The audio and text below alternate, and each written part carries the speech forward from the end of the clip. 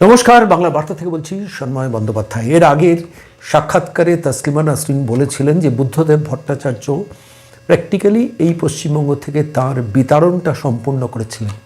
প্রসূন মুখোপাধ্যায়, তৎকালীন commissioner of police বিনীত গোয়েল তাঁদের দিয়ে বারবার মেসেজ পাঠিয়েছিলেন তসলিমা যেন এই পশ্চিমবঙ্গ ছেড়ে চলে যান।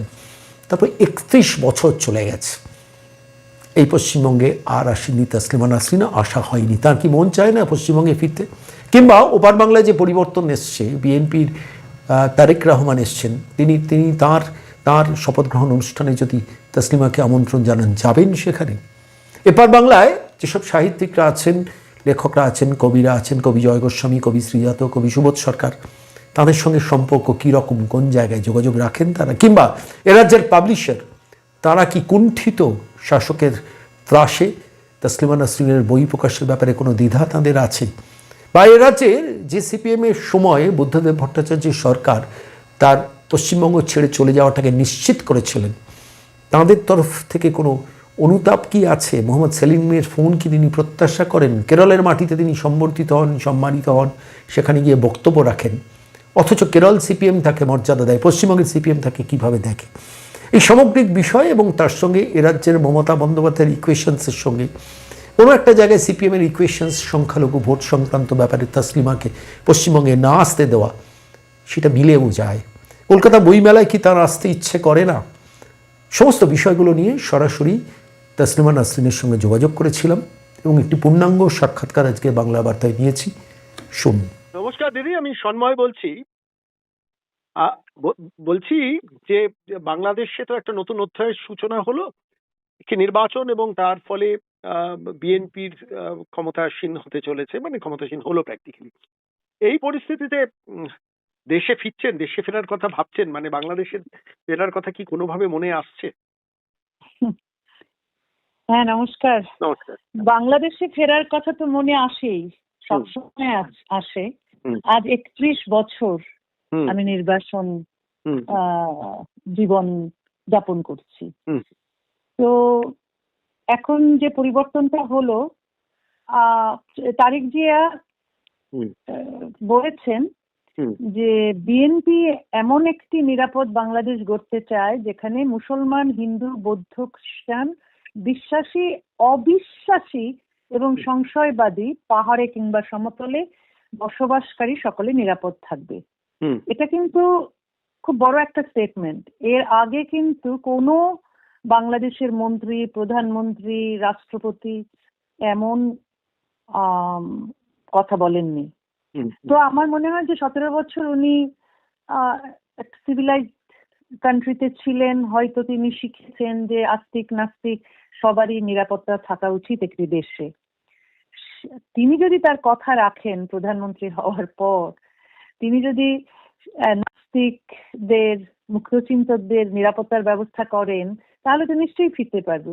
তিনি যদি আমাদের বাক স্বাধীনতায় হস্তক্ষেপ না করেন, তাহলে নিশ্চয়ই ফিরতে পারবো। শুধু আমি কেন, যারা বাইরে আছেন, যে মুক্তচিন্তকরা যারা দেশে নিরাপদ নন কিন্তু বাইরে নিরাপদে আছেন, তারা যদি জানেন যে তারেক জিয়া এখন এমন অবস্থা করছেন, এমন বাংলাদেশ গড়ে তুলছেন যেখানে নাস্তিকদেরও নিরাপত্তা থাকবে, যেটা তিনি ডিক্লেয়ার করেছেন, তাহলে তো খুব ভালো, ফিরতে পারবো।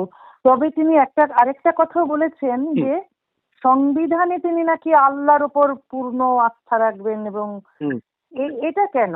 এটার সঙ্গে তো বাকস্বাধীনতা যায় না, ধর্মনিরপেক্ষতা যায় না। আল্লাহর আইন যদি তিনি চান, বা আল্লাহকে যদি সংবিধানে নিয়ে আসেন, তাহলে তিনি কি করে বাকস্বাধীনতা, যারা ইসলাম ধর্মের ক্রিটিক, তাদের বাকস্বাধীনতা কিভাবে তিনি রক্ষা করবেন? বা এই যে আইনটা সভ্য দেশ গড়ে তুলুন যেটা চাইছি বা আশা করছি, সেখানে তো কোনো ধর্মীয় আইন থাকতে পারে না। সেখানে এই পারিবারিক যে আইন বা ব্যক্তিগত যে আইন আছে বাংলাদেশে ধর্মের উপর নির্ভর, ধর্মভিত্তিক, সেটা তো বাদ দিতে হবে, এবং অভিন্ন দেওয়ানি বিধি আনতে হবে, বা ইউনিফর্ম সিভিল কোড আনতে হবে সমানাধিকারের ভিত্তিতে, যেখানে এক আইন এক দেশ থাকবে, যেখানে হিন্দু মুসলিম বৌদ্ধ খ্রিস্টান আস্তিক নাস্তিক হুম। সবার জন্য একই আইন হবে, হুম। নারী পুরুষের সমান অধিকার থাকবে। হুম। এটাও তো আনতে পারবেন না, কারণ আল্লাহ যেখানে আছে, মোহাম্মদ হুম। যেখানে আছে, ইসলাম যেখানে আছে, সংবিধানে যদি তাদের আনা হয়, তাহলে তো তিনি যে প্রতিজ্ঞা করেছেন যে সংশয়বাদী এবং অবিশ্বাসী সবারই স্বাধীনতা থাকবে, সবারই নিরাপত্তা থাকবে, তাহলে তো মেলে না, দুটো মেলে না। কিন্তু তারপরে আশা করছি তিনি হয়তো আগের যে সরকার আগের যে সরকারগুলো কিছুই করতে পারেনি, বিশেষ করে হিন্দুর নিরাপত্তা, নাস্তিকদের নিরাপত্তা, মুক্ত চিন্তকদের নিরাপত্তা, সেটা যদি তিনি কিছুটা হলেও করেন, তাহলে দেশ আমার মনে হয় যে আগের চেয়ে বেটারই হবে। তাছাড়া তিনি যদি অর্থনৈতিক উন্নয়ন, একই সঙ্গে তিনি যদি এই যে ধর্মকে রাজনীতিতে ব্যবহার করা, ধর্মকে রাষ্ট্রে ব্যবহার করা, এগুলো যদি বন্ধ করেন, তাহলেই দেশের উন্নতি হবে। না হলে ধর্মকে রাষ্ট্রে বা সংবিধানে রেখে এবং ধর্মকে রাজনীতিতে ব্যবহার করলে কিন্তু সেই আগের যারা, সেই জিয়াউর রহমান, এরশাদ, হাসিনা, খালেদা যা করেছেন, ওই একই রকমের ঘটবে এবং তিনি এইসব দেশ মানে তলানিতেই যাবে, উন্নতি কিছু হবে না। একটা প্রশ্ন হ্যাঁ, বলুন। পরিবর্তিত পরিস্থিতিতে বাংলাদেশ থেকে কোনো সুরিদ, সাহিত্যিক, ইন্টেলেকচুয়াল সমাজের কারুর কোনো ফোন পেয়েছেন এই নির্বাচনোত্তর পরিস্থিতিতে? না, এমনিতে যে যোগাযোগটা তো এখন অনেক কম। এমনিতে আছে, কিছু পরিচিত বন্ধু বান্ধব আছেন, কিন্তু 31 বছর বাইরে থাকলে যা হয়, এখন আমার নামটাই এমন নিষিদ্ধ নাম, যারা একসময় আমার বন্ধু ছিল তারা তো সেই যোগাযোগই বন্ধ করে দিয়েছে, না জানি আবার তাদের কোনো অসুবিধে হয় আমার সঙ্গে যোগাযোগ করলে বা কথা বললে। তবে একজন জিতেছেন, খুব মুক্তিযুদ্ধের কথা বলেন, খুব অনেক ভোট পেয়ে ইনি জিতেছেন, উনি ফজলুর রহমান। তাকেও আমি খুব সাপোর্ট করেছি, কারণ তিনি একমাত্র সাহসের সঙ্গে মুক্তিযুদ্ধের কথা, জয় বাংলা বলেছেন, যেখানে জয় বাংলা বলাটাই নিষিদ্ধ ছিল এক ধরনের, বাট অসুবিধে হতো এই বললে, অনেককে মেরেও ফেলেছে এই জামাতি শিবির জিহাদিরা জয় বাংলা বলার পর অনেককে। তারপর তিনি বঙ্গবন্ধুর কথাও বলতেন। তিনি জিতেছেন ময়মনসিংহ থেকেই। তার সঙ্গে আমার যোগাযোগ আছে এবং আগেও ছিল, নির্বাচনের আগেও। তো এটা আমি বেশ ভালো যে তিনি জিতেছেন এবং কিছু ভালো মানুষ যারা মুক্তিযুদ্ধের পক্ষের এবং মুক্ত চিন্তার পক্ষের মানুষ কিন্তু বিএনপিতে ছিলেন এবং ওরা এসেছেন। এখন দেখা যাক তারিক জিয়া কি করে। একটা ছোট্ট কাল্পনিক প্রশ্ন আপনাকে করছি, যদিও করা উচিত কিনা জানি না। সেটা হচ্ছে, ধরুন ওয়ান ফাইন মর্নিং তারেক জিয়ারই আমন্ত্রণ পেলেন যে আপনি আমাদের শপথ গ্রহণ অনুষ্ঠানে আসুন, সিদ্ধান্ত নিতে কতক্ষণ সময় লাগবে? 1 সেকেন্ডও না, নিশ্চয়ই যাব। ভয় করবে না কোনো জায়গায়? না, আমি তো ভয় করিনি। আমি তো, অনেকে ভাবে যে এই জিহাদিরা আমাকে খুন করতে চেয়েছিল বলে আমি বোধহয় চলে এসেছি বা আমি বোধহয় দেশ ছেড়েছি। তা নয়, আমাকে দুবারই, একবার খালেদা জিয়া, একবার হাসিনা আমাকে দেশ থেকে জোরপূর্বক বের করে দিয়েছে, পুলিশ নিয়ে। হ্যাঁ, বাড়ি থেকে পুলিশ আমাকে তুলে নিয়ে এসে এয়ারপোর্টে প্লেনে তুলে দিয়েছে। ঠিক একই রকম কিন্তু পশ্চিমবঙ্গেও সিপিএম সরকারের পুলিশ আমাকে বাড়ি থেকে তুলে নিয়ে বসিয়ে দিয়েছিল প্লেনে চলে যাওয়ার জন্য। প্রসূন মুখোপাধ্যায়ের পর্ব আমি শুনেছি আপনার কাছে। একটা প্রশ্ন আমি বাংলাদেশের মধ্যে থেকে, মানে বাংলাদেশের আবহেই জিজ্ঞেস করছি। ধরুন আপনি বাংলাদেশের মাটিতে পা দিলেন, সামনাসামনি প্রচুর জামাত বা জেহাদিদের মুখোমুখি হলেন, কথা না, সেখানে তো ওরা আমাকে মেরেই ফেলবে। আমার নিরাপত্তার দরকার হবে তো। আমি যদি, আমাকে তো এমনি তো দেশে যেতে দেওয়া হয় না, কিন্তু দেশে যদি আমি যাই তখনই যেতে পারবো যদি নিরাপত্তা দেওয়া হয়। একটা প্রশ্ন, বাংলাদেশ সরকারের তরফ থেকে কি বিধিনিষেধ আরোপিত আছে আপনি যাতে না দেশে যান? আচ্ছা, দেখুন ওরা তো লিখিতভাবে কোনো বিধিনিষেধ করেনি।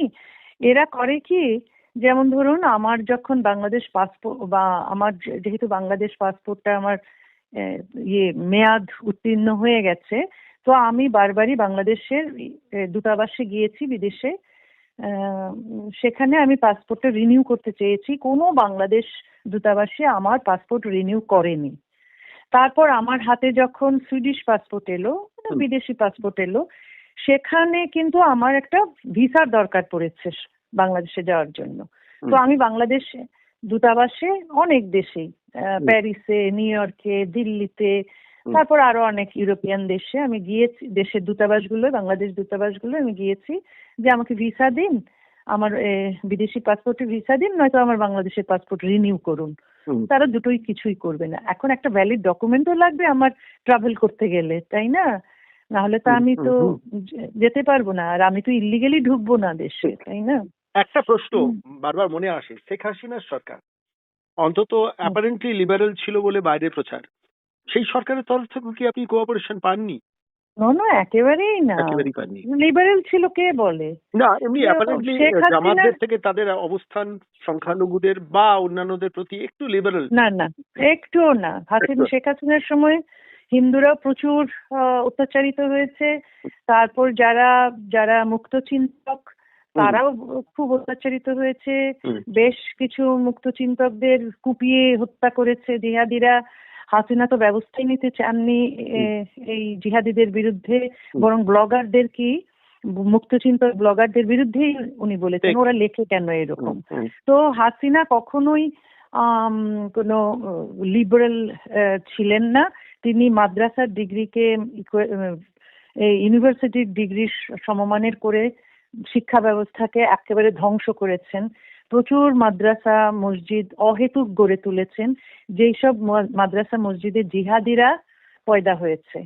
সেই জিহাদিরাই কিন্তু তাকে বের করেছে দেশ থেকে। হ্যাঁ, তিনি মোটেও লিবারেল ছিলেন না। জামাতে ইসলামী ক্ষমতায় এসে যা করতো তিনি তাই করেছেন। সুতরাং পার্থক্য নেই। আসলে আমরা কিন্তু খুবই কমই পার্থক্য দেখি এই ধর্মীয় দলগুলো আর এই আমরা যেগুলোকে সেকুলার দল বলি। আসলে এরা সেকুলার মোটেও না। এরাও ধর্মকে ব্যবহার করে ক্ষমতায় থাকে। এরাও একেবারেই যে রাষ্ট্রধর্ম ইসলাম এটাকেও সরাচ্ছে না। এই সংবিধানকে সেকুলার করার উদ্যোগ কারো মধ্যেই দেখিনি।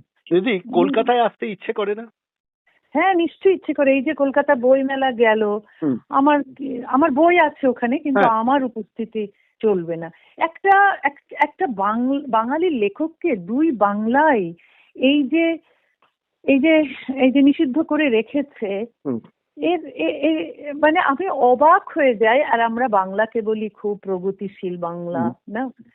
খুব মানে অবাক লাগে যে আমি কি অন্যায়টা করেছি। আমি মানবাধিকারের পক্ষে লিখি, নারীর স্বাধীনতার পক্ষে লিখি। আর কতকাল? 31 বছর হয়ে গেল। কেউ কি এতকাল নির্বাসনে থাকে? সরকার বদল হলে সব যারা নির্বাসনে থেকেছেন শিল্পী সাহিত্যিক তারা সবাই ফিরে গেছেন সরকার বদল হওয়ার পর। আর এই ব্যাপারে আমার ব্যাপারে কোনো সরকার বদল হলেও আমার ব্যাপারে তাদের একই অভিমত, আমাকে দেশে ঢুকতে দেওয়া যাবে না, আমাকে রাজ্যে ঢোকার অধিকার দেওয়া যাবে না। আপনি কলকাতায় আসার চেষ্টা করে বিফল হয়েছেন, এরকম পরিস্থিতি কি হয়েছে সাম্প্রতিককালে? না, এরকম পরিস্থিতি হয়নি। আমি চেষ্টাই করিনি। এক ধরনের অলিখিত একটা নিষেধাজ্ঞা আমি টের পাই। কারণ আমি খুব ভালো করেই জানি আমি যেতে চাইলে আমাকে আমার কোনো নিরাপত্তার ব্যবস্থা করা হবে না। সেটা না হোক, আমি জানি যে কলকাতায় আমার নিরাপত্তার কোনো দরকার নেই, কোনো প্রহরীর দরকার নেই। আমি নিজেও যখন কলকাতায় ছিলাম একাই আমি হেঁটে বেরিয়েছি, ঘুরেছি, এবং মুসলিম এলাকাগুলোতেও আমি একাই ঘুরেছি। কোনোদিন কোনো অসুবিধে হয়নি। সুতরাং আমি জানি যে আমার নিরাপত্তা ওখানে আছে। আমি নিরাপদ, মানুষের ভালোবাসাই আমার নিরাপত্তা। অসুবিধাটা সরকারি প্রশাসনিক এটাই। হ্যাঁ, সরকার যদি করে, যদি কোনো রকমের অসুবিধে করে, তারপর যদি আমাকে এখানে ভিসাটা না দেওয়া হয়, হ্যাঁ, সেই কারণে আমি বিরত থাকি। আর বাংলাদেশে তো আমাকে যাওয়ার যে ভ্যালিড ডকুমেন্ট সেগুলোই দেওয়া হয় না। মানে সুনীল গাঙ্গুলির আপনার প্রতি আচরণ নিয়ে আমি গতবার শুনেছিলাম আপনার মুখ থেকে। আমি সেটা এখানে নতুন করে কথা বলছি না, কিন্তু কবি জয় গোস্বামী, শ্রীজাত, সুবোধ সরকার, মনে হয় না কোনো একদিন সকালবেলা তাদের একটা ফোন আপনি পাচ্ছেন যে আসুন তাসলিমা, পশ্চিমবঙ্গে আসুন, আমরা সরকারের সঙ্গে কথা বলবো, যাতে আপনি নির্বিঘ্নে পশ্চিমবঙ্গের অসংখ্য আপনার ভালোবাসার মানুষের সঙ্গে সামনাসামনি বসতে পারেন, কথা বলতে পারেন, ঘুরতে পারেন, মনে হয় না?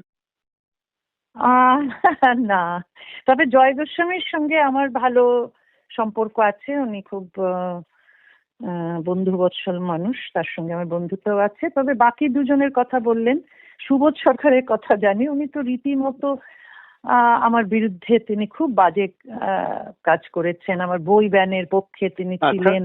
হ্যাঁ, এবং আমাকে রাজ্য থেকে তাড়ানোর জন্য তিনিও কম চেষ্টা করেননি এবং খুব বাজে বাজে কথাও বলেছেন। সেটা বোধহয় 2006, 2007, 2008 ওই সময় না আর একটু আগে?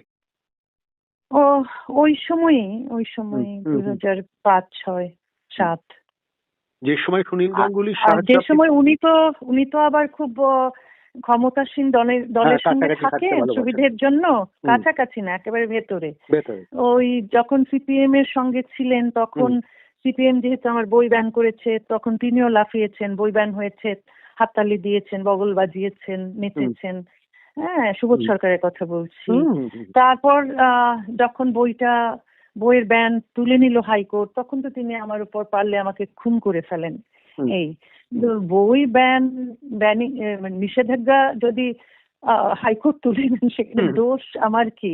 তিনি আমাকে খুব বাজে কথা বলেছিলেন, হাসিনা একে নিয়ে যান, এখানে আমরা 100 ভিখিরি পাঠান, আমরা সেই ভিখিরিকে আমরা খাবার দেব, কিন্তু একে নিয়ে যান। এই ধরনের খুব অশোভন কুৎসিত মন্তব্য শেখ হাসিনাকে সুবোধ করেছেন। সরকার বলেছিলেন যে একে নিয়ে যান। হ্যাঁ, এইগুলো ওদের কুৎসিত কথাগুলো, মন্তব্যগুলো, কারণ সরকারকে খুশি করার জন্য, সিপিএম কে খুশি করার জন্য ওইসব করেছেন। আবার এখন তৃণমূলকে খুশি করার জন্য করছেন। এরা হচ্ছে নিজেদের সুবিধের জন্য, নিজের আপনি এই কিছু কথাটা পুরস্কার যদি পাওয়ার আরেকবার জন্য। রিপিট করবেন যে শেখ হাসিনাকে বলেছিলেন আপনি নিয়ে যান 100 ভিখিরি পাঠিয়ে দিন। হ্যাঁ, এটা না আমার একটা বই আছে, দ্বিখণ্ডিত মত, নিষিদ্ধ পথ, দ্বিখণ্ডিত মত। হ্যাঁ, ও না, নিষিদ্ধ মত, দ্বিখণ্ডিত পথ। এইটা হচ্ছে যে দ্বিখণ্ডিত যে ব্যান হয়েছে, নিষিদ্ধ করেছিল সিপিএম সরকার বা সিপিআইএম সরকার অথবা বামফ্রন্ট সরকার। তো সেখানে যে জয়মাল্য বাগচি আমার পক্ষে লয়ার ছিলেন এবং ওদিকে সরকার পক্ষে লয়ার ছিলেন বলাইরা, এদের যে হিয়ারিং এর সময় এরা কি বলেছেন এবং ভার্ডিক্টটা কি, সেটা সুজাতা ভদ্র এডিট করেছেন এবং আমি এডিট করেছি। ওই নিয়ে যা পত্রপত্রিকায় যা লেখালেখি হয়েছে, কলাম বেরিয়েছে, মানুষের মন্তব্য বেরিয়েছে, সেগুলো নিয়ে কিন্তু একটা প্রামাণ্য দলিল মতো একটা বই আছে, ওই নিষিদ্ধ মত, দ্বিখণ্ডিত পথ। একটা প্রশ্ন এখানে, মানে সেখানে বলছি, সেখানে ওর কথাটা আছে। আপনি যদি বলেন তাহলে আমি এখন বের করে বলতে পারি কি আছে কথা। হ্যাঁ, আমি অবশ্যই শুনবো, কিন্তু তার আগে একটা কথা বলি। সিপিএম যে আপনাকে এই রাজ্য ছাড়ার ক্ষেত্রে অগ্রণী ভূমিকা পালন করেছেন, আপনি এর আগের দিনে ইন্টারভিউ বলেছিলেন। বোধবাবু সরকার তারা প্রসূন মুখোপাধ্যায়কে পাঠিয়েছিলেন, বিনীত গোয়েলকে দিয়ে ফোন করিয়েছিলেন। প্রসূন মুখোপাধ্যায় অনেকবারই এসেছেন, অনেকবার ফোন করেছেন। বিনীত গোয়েল, এরপর প্রসূন মুখোপাধ্যায় কিন্তু এরপর চলে গেলেন। এরপর তাকে কিন্তু তিনি আর সিপি ছিলেন না, তখন অন্য একজন এলেন। তখন বিনীত গোয়েল আমাকে ফোন করতেন যে আপনি চলে যান। বিনীত গোয়েল সিকিউরিটি, চলে যান। প্রসূন মুখার্জি বলতেন আপনি চলে যান, আমরা আপনাকে সিকিউরিটি দিতে পারবো না। আমি বললাম সিকিউরিটি দরকার নেই, আমি এমনিতেই থাকবো, অসুবিধা নেই তো, আমাকে কেউ তো এ পর্যন্ত মারতে আসেনি। আপনি বলছেন মুসলমানরা আমাকে মারতে চেয়েছে, তো মারতে চাইছে, তো আমি যে এই যে এতদিন এত বছর ধরে আছি কলকাতায়, আমি যে মুসলমান এলাকায়, প্রায় মুসলমান এলাকার কাছেই থাকি, আর আমি যে এই পার্ক সার্কাসে ঘুরে বেড়াই আর মুসলমান এলাকায় ঘুরে বেড়াই, কেউ তো আমাকে কিছু বলেনি কোনোদিন, কেউ তো আমার গায়ে টোকা পর্যন্ত দেয়নি। আর মুসলমানরা যে আপনি বলছেন যে আমাকে মেরে ফেলার, আমি দেখিনি। এবং এই বই নিয়ে আমার বই নিয়ে তাদের রেগে যাওয়ার তো কোনো কারণ নেই, কারণ আমার বই কি ওরা পড়েছে? কজন পড়েছে? আর বিশেষ করে ওই যারা এসেছিল, ওটা একটা পাতানো, একটা বানানো, একটা ছিল। একটা কথা জিজ্ঞেস করি আপনাকে, সেটা হচ্ছে বাংলার পাবলিশাররা এখন আপনার সঙ্গে কিরকম ব্যবহার করেন? বাঙালি পাবলিশাররা যারা সরকারকে কাছে থাকার পছন্দ করে, স্বাভাবিক ব্যবসাগত কারণে, তারা কি আপনার সঙ্গে যথাযথ সম্পর্ক বা যোগাযোগ বা সহযোগিতা করেন বা করতে পারেন? কিছু পাবলিশার তো আমার বই বের করছেন, সেটা তো অসুবিধা নেই। মসনদে বুদ্ধদেব ভট্টাচার্য এসেছিলেন, আপনার কি মনে হয় কবি সুবোধ সরকার তো তখন বুদ্ধদেব বাবুর খুব কাছের লোক? হ্যাঁ, ওই আর কি বইয়ে মানে- ব্যান করার জন্য ব্যানটাকে তিনি সাপোর্ট করলেন হুম এইভাবে। হুম হুম আর সুনীলদা সাপোর্ট করেছিলেন যে না একটা আমরা বারুদকে স্ফুলিঙ্গর কাছে যেতে দেব না, হুম হুম এইভাবে। মানে কি ব্যানটাকে সাপোর্ট করা, তখন ব্যান হয়েছে একটা বইটা কথা জিজ্ঞেস করি সাপোর্ট দিদি, করার জন্য। আমি আচ্ছা, এখন ওইটা হ্যাঁ, পাচ্ছি না। আর একটা ওই যে বললাম না যে আপনি নিয়ে যান আমরা ভিখিরি, হ্যাঁ ওইটা তো কোথাও আছে। ঠিক আছে, আমি শুনবো দিদি। আমি তার মধ্যে একটা প্রশ্ন আপনাকে করি, যে কবি জয় গোস্বামীর সঙ্গে যখন এখন কথা হয়, নিশ্চয়ই কবিতা নিয়ে কথা হয়, সাহিত্য নিয়ে আলোচনা হয়, কোন সময় আর এগুলো নিয়েও আলোচনা হয় যে হয়। জয় গোস্বামী জানেন এই সুবোধ সরকার, সুনীল, এদের চরিত্র, এরা কি কি করেছেন আপনার তখন। এই- আমিও হয়তো অনেক কিছু জানি না, কিন্তু জয় গোস্বামী আরো জানেন তখন তারা কিভাবে আমার বিরুদ্ধে লেগেছিলেন, কিভাবে আমার বই ব্যান করা, তারপর এই আমার ক্ষতি করা, আমার হুম, সর্বনাশ করায় যে উঠে পড়ে লেগেছিলেন। সেটাও কিন্তু সেটাও জয় জয়, গোস্বামী অনেক জানেন, সেটাও জয় আপনার সঙ্গে শেয়ার করেছেন কোন কথা? শেয়ার করেছেন। হ্যাঁ, অনেক কিছুই তো আমি জানি না, কিন্তু হ্যাঁ, সেগুলো আপনি জয় জয় শেয়ার গোস্বামীর কাছ করেছেন। থেকেই শুনেছিলেন। হুম। আমার আরেকটা ছোট প্রশ্ন বারবার মনে হয় যে এই পশ্চিমবঙ্গে আসার চেষ্টা আপনি একবার করুন না দিদি। মানে আপনার, মানে আমি বলছি এটা আমার বক্তব্য না, এটা বহু মানুষের বক্তব্য।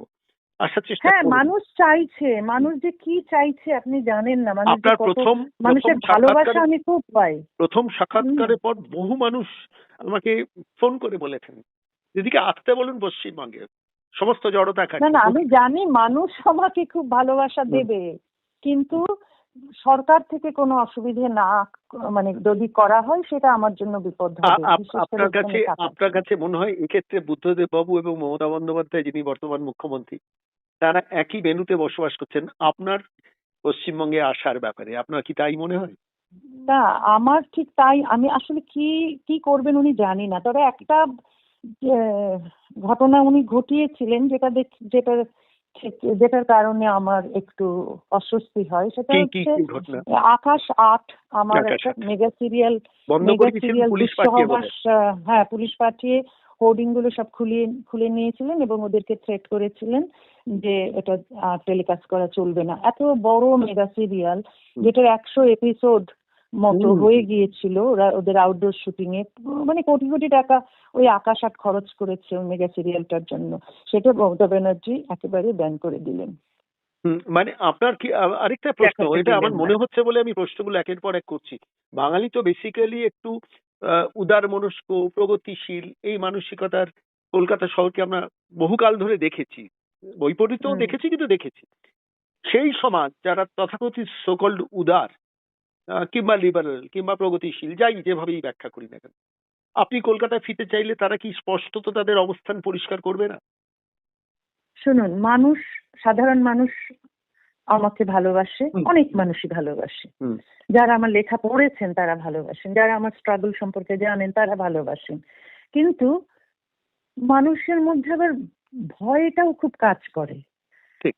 বাঙালির যেমন প্রগতিশীল, যেমন উদার, যেমন সহিষ্ণু, ঠিক ভীতুও। হুম। সেই কারণেই সরকার কি করবে, তারপর মৌলবাদীরা, জিহাদিরা আবার কি করবে, যদি আমাকে, আমার প্রতি ভালোবাসা প্রদর্শন তারা করেন, তারপর আবার তারা আক্রান্ত হন কিনা এই সরকার দ্বারা বা জিহাদি দ্বারা, এই ভয়টা তাদের আছে। আবার একটা কাল্পনিক প্রশ্ন দিদি করছি। হুম।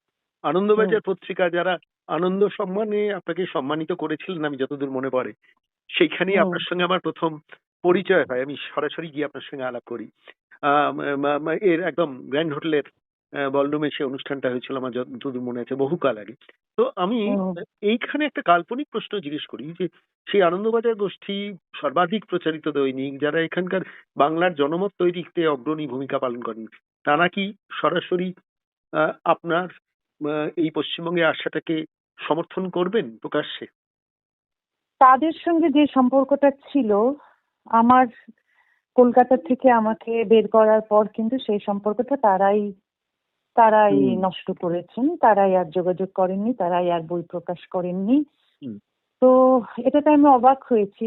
দুই সরকারই, মানে হ্যাঁ হ্যাঁ আনন্দবাজারের সরকার আর রাজ্যের সরকার, বাদল আমার বিরুদ্ধে চলে বাদল গেল। বসু আপনার বই প্রকাশ করতেন, আমি যতদূর জানি, মানে প্রকাশক বাদল হিসেবে নয়। বসু কি, ওটা তো আনন্দ পাবলিশার আনন্দবাজার, যাদের, অভিক সরকার, আনন্দ অরূপ সরকার। পাবলিশার যাদের, হ্যাঁ, হ্যাঁ, অভিকবাবুদের বা কিন্তু অরূপবাবুদের, আপনি তারাই বই প্রকাশ আপনি করতেন। রাজ্য ছাড়ার পর থেকে তারা নির্লিপ্ত হয়ে যান আপনার বই প্রকাশে। তারা নির্লিপ্ত হয়ে যান, বই প্রকাশ আর করেননি। হুম। তারপর কোনো যোগাযোগও করেননি। আর লেখা, আমি যে প্রায় লিখতাম আনন্দবাজারে, সেই লেখাও আর চাওয়া বন্ধ করে হয়নি। দিয়েছেন। হ্যাঁ, এগুলো হয়ে যায়, মানে ব্যাপারটা হচ্ছে দুই সরকার থেকেই দুই আমাকে সরকার থেকে আপনাকে বয়কট করে। বয়কট করা হয়। হুম। তো একজন লেখকের জন্য এটা খুব বড় সমস্যা। তো ভালো যে আমার অন্যান্য পাবলিশার ছিল, হুম। তবে বড় পাবলিশাররা আমার বই আবার যেখানে আনন্দ পাবলিশ করছে না সেখানে আবার তারা দ্বিধা করতো পাবলিশ করে। তবে আমার অসংখ্য ছোট পাবলিশার ছিল, অসংখ্য বলবো না, পিবিএস, পিপলস বুক সোসাইটি, আমার নিয়মিত আমার বই ছেপে গেছেন। আমার বই ছাপাতে ওখানে কোনো অসুবিধে হয়নি, আমার পাবলিশার ছিল। কিন্তু আনন্দর মতো অত বড় কেউ ছিল না। তবে এখন ইদানিং আনন্দ আবার, যেহেতু আমার সমগ্র ওরা করেছিলেন, কবিতা সমগ্র, কলাম সমগ্র, এখন এত বছর পর তারা আবার আত্মজীবনী সমগ্রতে হাত দিয়েছেন। মানে তারা আবার আপনার লেখা প্রকাশ করতে চলেছেন, মানে বই চলেছেন, কিন্তু সমগ্রগুলো, হ্যাঁ, সমগ্র বলে হ্যাঁ। প্রকাশ করতে চলেছেন। শেষ প্রশ্ন, আপনার অনেকক্ষণ সময় আমি নিয়েছি দিদি, সেটা না, হচ্ছে না, ঠিক আছে। এই পশ্চিমবঙ্গে আমি দেখেছি রাজ্যসভায় আপনাকে নিয়ে আলোচনা হয়েছে, পশ্চিমবঙ্গের একজন সাংসদ আপনার সম্বন্ধে উল্লেখ করেছেন। এই পশ্চিমবঙ্গে যদি পরিবর্তিত সময়ে, পরিবর্তিত পরিস্থিতিতে কোনো সরকার যদি আপনাকে আমন্ত্রণ জানান যে তসলিমা আপনি ফিরে আসুন পশ্চিমবঙ্গে, এই পশ্চিমবঙ্গ আপনার স্বদেশ বলে মনে করুন, আসবেন? হ্যাঁ, নিশ্চয়ই। আসলে আমি, দেখুন, আমি তো ইউরোপ ছেড়েছি। ইউরোপে তো আমাকে তো খুব মূল্য দেওয়া হতো। ওখানে আমি প্যারিসে থাকতাম না, ওখানে আমার সব বই বের হতো ফরাসি ভাষায়। লজ্জা তো ওখানে বেস্টসেলারও হয়েছিল। তো আমাকে ফ্রান্সের মানুষ খুবই ভালোবাসতো। তারপর ওসব ছেড়ে আমি কলকাতায় এসেছিলাম। কেন? যেহেতু আমাকে বাংলাদেশে যেতে দেয় না, আর আমি মনে করেছি যে আমি বাঙালি লেখক, আমার বাংলায় বাস করতে হবে। আর কলকাতাকে এত ভালোবাসতাম, দুবার আনন্দ পুরস্কার পাওয়া মানুষ আমি। হ্যাঁ, সেখানে আমার বই মানুষ খুব পড়েন, ওখানে আবার মানে বই বিক্রি হয় অনেক, মানুষ আমার লেখা পড়তে ভালোবাসে। তো আমি সেখানে থাকতে তো ভালোবাসবই। আমি যে দিল্লিতে থাকি, কেন থাকি? এখানে থাকার তো কোনো কারণ নেই।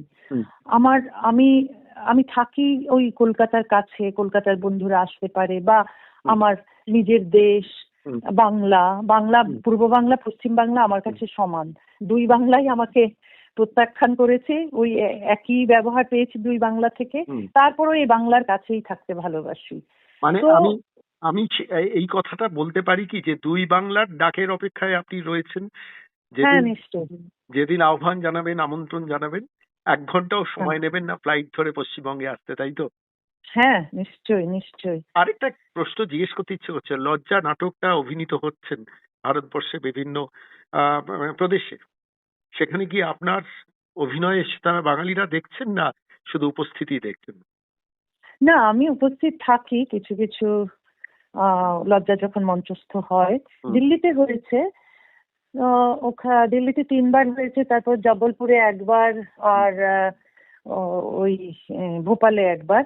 এখন নিউ ইয়র্কে হবে, নিউ ইয়র্কে হচ্ছে। তো কেরলের মাটিতে কি আপনি পৌঁছেছেন এর মধ্যে একটা খবর? হ্যাঁ, কেরালা তো আমাকে এই তো কিছুদিন আগে, এটা খুব মজার ব্যাপার যে কেরালায় এই জানুয়ারি মাসে ওখানে কেরালার সরকার একটা বুক ফেস্টিভ্যাল করেন। ওখানে আমাকে সম্বর্ধনা জানানো হয়েছে, আমাকে আমন্ত্রণ জানানো হয়েছে, সম্বর্ধনা জানানো হয়েছে, এবং আমার লেকচারও ছিল ওখানে। তো ওই সম্মানটা পেয়েছি কেরালার সরকার, সিপিএম এর সরকার। এখানে বুদ্ধদেববাবু সরকার আপনাকে তাড়িয়েছিল, আর ওখানে সম্বর্ধনা দেয় কেরালার। এই বৈপরীত্যটাকে আপনি কিভাবে দেখছেন? মানে একই সিপিএম পশ্চিমবঙ্গে, অন্য সিপিএম কেরল আপনাকে সম্বর্ধনা দিচ্ছে, বইমেলায় উপস্থিত হতে বলছেন। এখানকার সিপিএম এর বুদ্ধবাবু সম্বন্ধে আপনি প্রকাশ্যে বলেছেন, সেনকে বুদ্ধবাবু, সুনীল বাবু, প্রসন্ন মুখোপাধ্যায়, বিনীত গোয়েলদের সামনে রেখে আপনাকে প্র্যাকটিক্যালি রাজ্য ছাড়া করেছিলেন। কোন একটা জায়গায় মনে হয় কি এটাও এক ধরনের মানে আমি জানি না কি বলবো এটাকে, এটাও এক ধরনের দ্বন্দ্ব, তাদের আভ্যন্তরীণ দ্বন্দ্ব। কেন আমি পশ্চিমবঙ্গের বহু বামপন্থীর সঙ্গে আপনার প্রথম ইন্টারভিউয়ের পর কথা বলে দেখেছি, তারা অনুতপ্ত যে সেই সময় আপনাকে এই বঙ্গ ছাড়া করার জন্য, কিন্তু তারা প্রকাশ্যে বলতে পারে না। কিন্তু আজকে কেরল সিপিএম কিন্তু বলছে যে এবং আপনি আরো অবাক হবেন হুম, যে আমাকে ত্রিবান্দ্রামে ছিল সেই বুক ফেস্টিভ্যাল, হুম, এবং আমাকে যিনি আমন্ত্রণ জানিয়েছেন তিনি কেরালার লেজিসলেটিভ অ্যাসেম্বলির স্পিকার। তার নাম আচ্ছা। জানেন? এম শামশির, মুসলমান লোক। Okay. বাহ, তারপর উনি যে আমার নিরাপত্তার ব্যবস্থা করেছেন, সেই নিরাপত্তার যে নিরাপত্তা রক্ষীদের যে প্রধান ছিলেন, তিনি আমার সঙ্গে হাত মিলিয়ে বললেন আমার নাম, তার নাম বললেন যে কি খালেদ বা ফজলি, হুম, কি নাম, হুম, ঠিক আছে, সামথিং খান, খালেদ খান, এরকম। হুম, তো আমার তার মানে তারাও মুসলিম, এবং তারা সেই মুসলিম নিরাপত্তা রক্ষীরা আমার বই কিনলেন, আমার বইয়ে সই নিলেন। বাহ, হ্যাঁ, তা এই যে বলা হয় যে মুসলমানরা সবাই আমার না বিপক্ষে, না কোথায়? না না, শামশির, মোহাম্মদ শামশির তো আমাকে আমন্ত্রণ জানালেন, আমাকে সম্বর্ধনা দিলেন, হুম। এবং আমার যে নিরাপত্তার রক্ষীরা ছিলেন তারা মুসলিম। তাহলে আমার আমার এইখানে বারবার মনে হচ্ছে এখানে কি এই মমতা- জুজুর ভয় দেখিয়ে না, এই যে হ্যাঁ। মুসলিমরা মেরে ফেলবে, হ্যাঁ। মুসলিমরা তোমার বিরুদ্ধে, তোমাকে তাড়ালে আমরা মুসলিম ভোট পাবো, তোমাকে রাখলে আমরা মুসলিম ভোট হারাবো, এই এই যে কল্পকথা, এই যে মানুষকে বোকা বানানো, এটা সিপিএম খুব ভালো মানে খুব আমার ভালো আমার এখানে করেছেন। আপনার এবং হুম, আরেকটা ব্যাপার হচ্ছে কি, যে সিপিএম যে জুজুর ভয় দেখিয়েছেন, হুম। সেইটা মমতা বন্দ্যোপাধ্যায় বিশ্বাস করেছেন, এবং তিনিও মনে করেন আমি যদি কলকাতা বুক ফেয়ারে যাই, হুম। হ্যাঁ, তিনি যদি আমাকে অনুমতি দেন, তাহলে বোধহয় তার নির্দিষ্ট ভোট রাজ্যের ব্যাংকের মুসলিমরা সমস্যা। তাকে ভোট দেবেন না। এইগুলো ভয়টা তো কেরালা পায় না। এখানে মমতা বন্দ্যোপাধ্যায়ের নিজস্ব ইকুয়েশনস এর সঙ্গে তাহলে মোহাম্মদ সেলিমেরও নিজস্ব ইকুয়েশনসটা মিলে যাচ্ছে বলেই কি তাদের মধ্যে এই জড়তা, যেটা কেরল সিপিএম বেরোতে পারছে, পশ্চিমবঙ্গ সিপিএম বেরোতে পারছে না? হুম, কেরালা যে তিনি আমাকে আমন্ত্রণ জানিয়েছেন, তাকে এগুলো তো প্রচার হয়েছে, তিনি যে আমাকে সম্বর্ধনা দিচ্ছেন, এগুলো তো প্রচার হয়েছে, তাতে তো তাদের কোনো অসুবিধা হয়নি। মোহাম্মদ সেলিমের একটা ফোন পেলে কি একটু আপনার মানে দ্বিধা কাটবে পশ্চিমবঙ্গে আসার ব্যাপারে? না, তার হাতে তো ক্ষমতা নেই পশ্চিমবঙ্গে। তবে তারা অন্তত দুঃখ প্রকাশ তো করতে দুঃখ পারেন প্রকাশ একটা মানুষকে। হ্যাঁ, এই দুঃখ প্রকাশটা, সেই জন্য আমি দুঃখ প্রকাশটা এক্সপেক্টেড, স্বাভাবিকভাবে। হ্যাঁ, আমি হয়তো বুদ্ধবাবুর সঙ্গে তো আমার ভালো সম্পর্ক ছিল, আগের বার আপনাকে বলেছি হ্যাঁ, হ্যাঁ। যে উনি যে একটা বই লিখে গেছেন যেখানে কি কি ভুল উনি করেছেন, হ্যাঁ। সেখানে কিন্তু আমাকে তাসলিমা সম্বন্ধে তার অবস্থান কিছু প্রকাশ করে কিছু বলেননি। এটা যে তিনি একটা ভুল যে তিনি করেছেন, আমার বই ব্যান করে বা আমাকে রাজ্য থেকে তাড়িয়ে, যে রাজ্যে আমি কতটুকু প্রাণের টানে আমি কত ভালোবেসে গিয়েছিলাম এবং ভালোবেসে আমি থাকতাম, হ্যাঁ, সেই মানে আমার যে নীতি আদর্শ, তার সঙ্গে তো তফাৎ ছিল না তাদের তাদের নীতি আদর্শ। শেষ করবো দিদি, একটা প্রশ্ন দিই। বদলানো পশ্চিমবঙ্গে আপনার আমন্ত্রণের অপেক্ষায় আপনি থাকতে পারেন যদি পশ্চিমবঙ্গ বদলায় মানসিকতায় এবং প্রশাসনে। সেই দিনটা বাঙালি কি অ্যাসিওর থাকতে পারে ডাক পেলেই আপনি আসবেন? ডাক পেলেই তো আসবো, আমি কেন আসছি না?